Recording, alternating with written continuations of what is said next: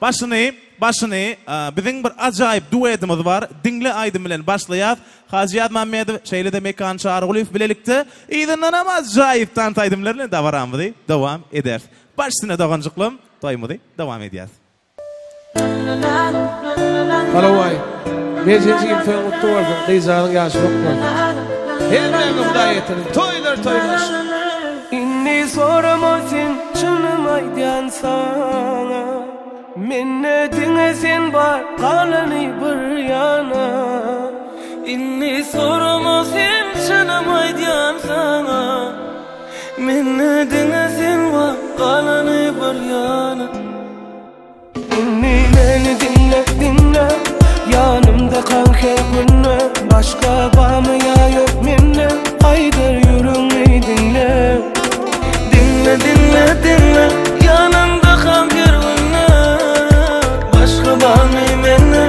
Haydar yürümeyi dinle. Beni tanıyan Dededim sanma hiç olsala. Seyip ol ya mi tanıman. Yürekte sevmen bir sana. Dinle. Konu başka da değil. Dinle. Başkası gerek değil. Beni dinle. Yanımda kan kirvunna. Başka bağlı ya yok minne. Aydar yürümeyi dinle. Dinle. Yanımda kan kirvunna. Başka bağlı minne. Aydar yürümeyi dinle.